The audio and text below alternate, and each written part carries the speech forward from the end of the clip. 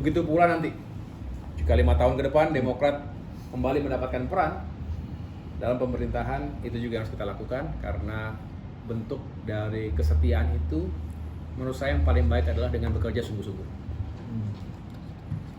Jumlahnya mas?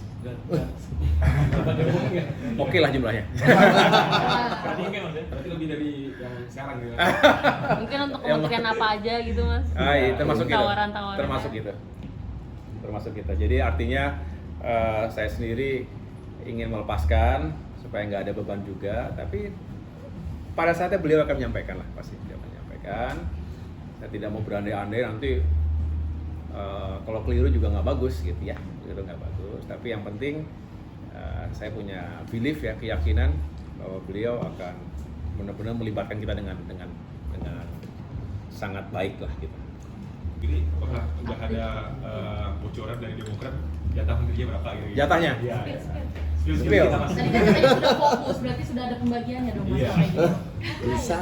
Barangkali pertemuan itu dibahas mungkin mas. Ini kan dengan Tegang kata lagi. tadi dibahas dengan Pak Prabowo. Sinyal-sinyal dari Iya. Pak Prabowo. Sinyalnya kuat, Ya. sinyal nggak perlu pakai repeater. Jadi kami, ya, saya teman-teman juga mungkin bisa ngikuti. Saya tuh jarang komentar yang terkait dengan power sharing. Saya mengatakan elegannya power sharing, bukan bagi-bagi sembarangan itu, tapi memang power itu harus di-share secara tepat, proporsional, dan yang paling penting power sharing itu menuju tujuan besarnya apa. Nah, saya yakin kita yang tergabung dalam Kim ini juga ingin pemerintahan ke depan Prabowo Gibran ini sukses.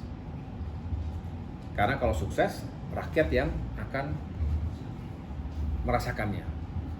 Kami yang mendapatkan amanah tentu harus punya tanggung jawab moral untuk menyukseskan pemerintahan Prabowo Gibran ke depan, 5 tahun ke depan. Nah, power sharing ini penting, dan saya bersyukurnya Pak Prabowo adalah seorang tokoh yang sangat memegang komitmen.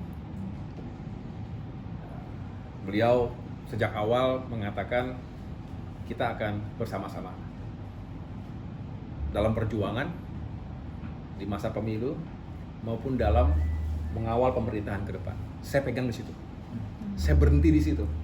Mengapa? Karena saya tidak ingin membebani beliau dengan yang lain-lain.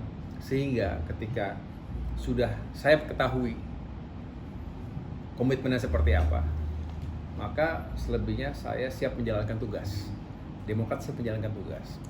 Sehingga saya balik kepada beliau jika ditanyakan, Bapak menugaskan kami di mana? Kami akan siapkan orang-orangnya. Sehingga saya pernah menyampaikan itu.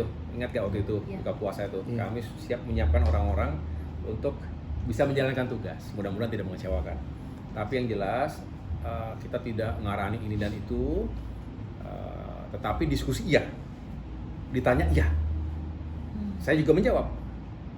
Kalau boleh, ini kompetensi yang kami miliki.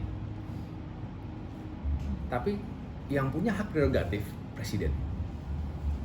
Beliau yang paling tahu, dan saya rasa kemarin kuliah umum di Kemhan itu, kalimat awal-awal beliau itu adalah mengatakan negara ini kalau mau hebat, sumber daya manusianya harus tepat sasaran.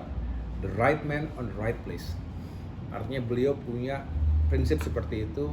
Kami juga merasa senang kalau ditempatkan sesuai dengan tadi, the right man on the right place, di tempat yang benar, di tempat yang pas gitu.